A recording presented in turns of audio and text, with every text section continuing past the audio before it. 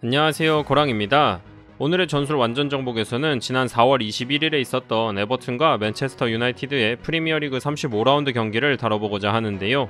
챔피언스리그 진출을 위해 치열한 4위 싸움을 벌이고 있는 맨유로서는 반드시 승리가 필요한 경기였지만 무기력한 경기력을 보이며 4대0이라는 대패를 당하고 말았습니다. 하지만 맨체스터 유나이티드의 무기력한 경기력이나 선수들의 멘탈적인 부분을 제외하더라도 에버튼이 준비한 전술적인 부분들이 잘 맞아떨어지면서 이러한 대승이 가능했는데요. 에버튼이 이번 맞대결에서 승리를 가져올 수 있었던 요소들에는 어떤 것들이 있었는지 살펴보도록 하겠습니다. 먼저 에버튼은 이번 경기에서 굉장히 효율적이면서도 적극적인 압박 수비를 펼쳤습니다. 에버튼은 칼버트 루인을 원톱으로 내세운 4-2-3-1 포메이션으로 이번 경기에 나섰는데요. 수비 상황에서는 4-4-2대0으로 전환하는 모습을 여러 차례 보여줬습니다. 그리고 전방에 위치하게 된 칼버트 루인과 시그루드소는 굉장히 적극적으로 맨유의 후방 빌드업을 방해했는데요.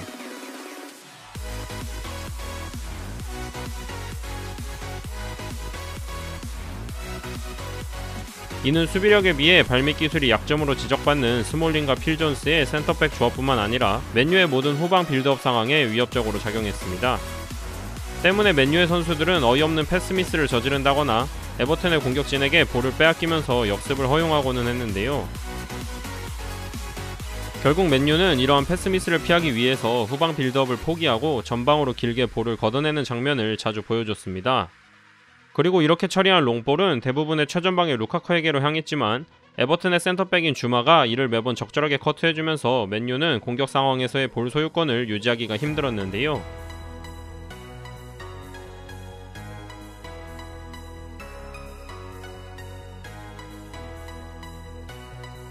이처럼 에버튼의 전방 압박이 효율적으로 맨유를 괴롭힐 수 있었던 이유는 전방의 선수들이 팀 단위로 움직이는 압박을 잘 수행해냈기 때문입니다.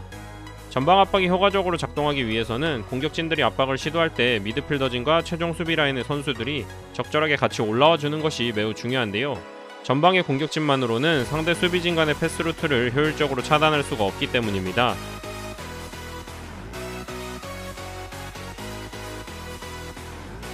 때문에 후방의 선수들이 올라와주면서 수적인 열세를 극복하고 상대의 패스 루트를 하나라도 더 줄여줘야 하는데요.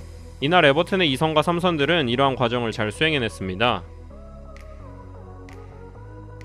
특히 에버튼의 측면을 담당한 양쪽 윙어들의 활동량이 몹시 눈에 띄었는데요. 양 측면에 위치한 히살리숑과 베르나르드는 적절한 시점마다 위로 올라와주면서 공격진의 압박을 효율적으로 지원하고 맨유의 수비진이 롱볼을 시도할 수밖에 없도록 만들었습니다. 특히나 히살리숑은 선제골을 기록한 것 외에도 수비 상황에서 여러 차례 적절한 압박 가담을 보여주면서 인상적인 장면들을 보여줬는데요.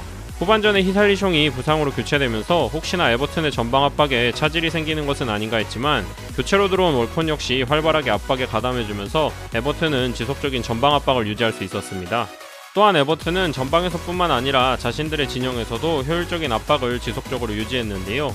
4-4-2 대형을 좁게 형성하고 이를 통해 맨유의 선수들이 볼을 잡았을 때 순식간에 그 주변에서 수적인 우위를 가져가면서 맨유의 공격을 차단했습니다.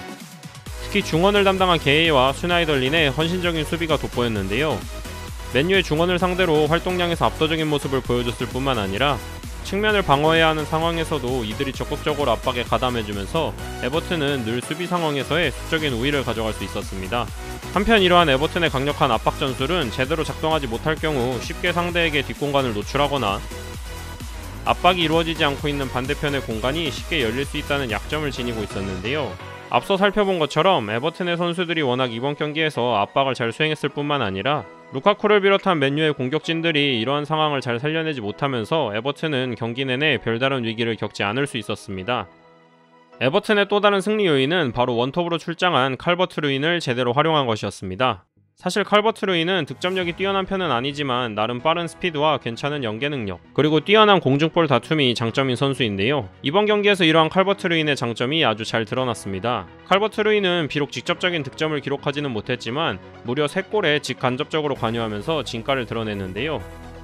먼저 에버튼의 선제골 상황에서 디뉴의 스로인을 히살리숑에게 머리로 떨어뜨려준 것이 바로 칼버트 루인이었습니다. 득점 상황에서의 제공권뿐만 아니라 스로인을 만들어낸 상황 자체 역시 칼버트 루인의 압박 때문이었던 것을 생각하면 사실상 에버튼의 선제골은 칼버트 루인이 만들어낸 것이라고 해도 무방한데요. 에버튼의 두 번째 골 역시 뒤에서 세대해오던 칼버트 루인이 스몰링을 그대로 달고 들어가주면서 시그루드손이 자유롭게 슈팅을 때릴 수 있었고, 공은 그대로 비어있는 공간을 통해 맨유의 골문 안쪽으로 향했습니다. 그리고 에버튼의 네 번째 골 장면에서도 칼버트 루인이 상대 수비수 2명과의 공중볼 경합에서 볼을 따내면서 에버튼이 빠른 속공으로 득점에 성공할 수 있었는데요.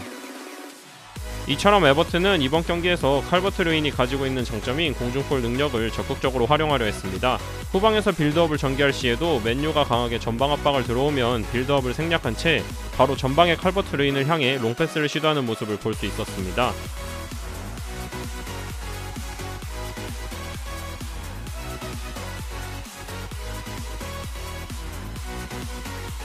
실제로 칼버트 루인은 팀 내에서 가장 많은 6개의 공중볼 경합 승리를 기록하며 팀의 승리에 크게 기여했는데요.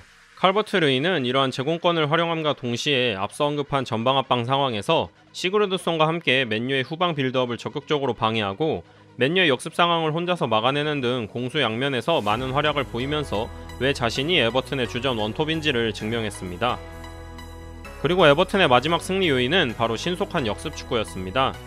이날 에버튼은 지공 상황에서의 공격보다는 역습 상황에서의 속공에 더 많은 노력을 기울이는 모습을 보여줬는데요.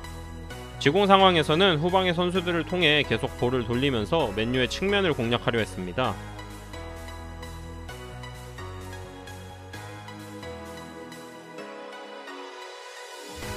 하지만 역습 상황에서는 신속하게 볼을 연결하면서 빠른 속공을 계속해서 시도했는데요. 앞서 언급한 강한 압박 수비를 통해 맨유에게서 볼 소유권을 빼앗아오는 즉시 간결한 역습 축구를 시도했습니다. 에버튼이 기록한 두 번째 골 장면이 이를 대표적으로 보여주는데요. 맨유의 코너킥 상황에서 볼을 뺏어내자마자 빠르게 볼을 전개하는 모습과 전방으로 쇄도해 들어가는 선수들을 볼 수 있습니다. 특히 맨유가 공격 전개를 위해 대형 자체가 높게 올라간 상황에서 에버튼이 볼을 따내고 빠르게 역습으로 전환하는 경우 상대적으로 기동력이 떨어지는 포그바와 마티치가 수비에 가담하는데 어려움을 겪었는데요. 이러한 맨유의 약점을 파고드는 공격 방식은 에버튼이 이미 승기를 잡은 상황에서도 계속됐습니다. 다만 후반 들어서 역습 상황에서의 패스들이 정확하게 전방으로 연결되지 못하면서 많은 찬스들을 살리지는 못했는데요. 그래도 한 번의 속공 상황을 교체로 투입된 올콧이 침착하게 마무리 지으면서 이번 경기 대승에 마침표를 찍었습니다. 정리해보면 에버튼이 맨체스터 유나이티드에게 대승을 거둘 수 있었던 것에는 크게 3가지의 포인트가 있었는데요. 첫 번째는 강력하고 세밀한 압박 수비였습니다.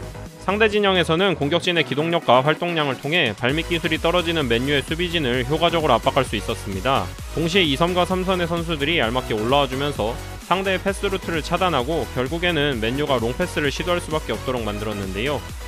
또한 자신들의 진영에서는 좁은 간격으로 수비 대형을 구축했습니다. 여기다 압도적인 활동량을 바탕으로 볼을 가진 맨유의 선수를 2-3명이 순식간에 에워싸면서 소유권을 빼앗아올 수 있었습니다. 두 번째는 원톱으로 출장한 칼버트 루인의 장점을 제대로 살린 것인데요.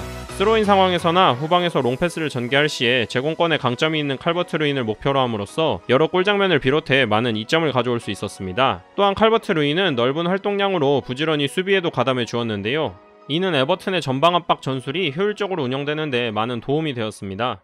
마지막은 지공보다 역습에 중점을 둔 공격 방식이었습니다. 상대적으로 기동력이 떨어지는 포그바와 마티치 같은 맨유의 중원을 상대로 에버튼은 볼 소유권을 얻는 즉시 빠른 역습 축구를 시도했는데요. 이는 수비 상황에서의 강한 압박 전술과 시너지 효과를 내면서 맨유를 효율적으로 공략할 수 있는 방식이었습니다. 실제로 이러한 방식으로 팀의 두 번째 골을 만들어내기도 했으며 역습 상황에서의 마무리만 더 세밀했다면 더욱 많은 골을 넣을 수도 있었는데요. 발이 빠르고 활동량이 많은 에버튼의 공격진과도 어울리는 좋은 공격 방식이었습니다. 이번 경기의 결과를 바탕으로 에버튼은 유로파리그 진출의 마지노선인 7위 와포드를 1점 차로 추격하게 됐는데요. 잔여 일정이 얼마 남지 않은 시점에서 맨유전 승리는 선수들에게 큰 자신감을 안겨줄 것으로 보입니다. 하지만 4위 자리를 노리는 맨유에게는 이번 경기의 패배가 큰 타격인데요. 특히 전술적인 패배 외에도 선수들의 동기부여 문제와 태도 문제 등을 솔샤르 감독이 직접 지적하고 나섰습니다. 전술적으로나 멘탈적으로나 완패를 기록한 맨유가 과연 남은 잔여 일정을 통해 챔피언스리그 진출을 결정지을 수 있을지, 그리고 유로파리그를 향한 희망을 이어나가는 에버튼이 어떠한 결과를 맞이할지 시즌 말미로 갈수록 프리미어리그의 순위 경쟁이 치열해지고 있습니다. 오늘 준비한 영상은 여기까지인데요. 시청해주셔서 감사합니다.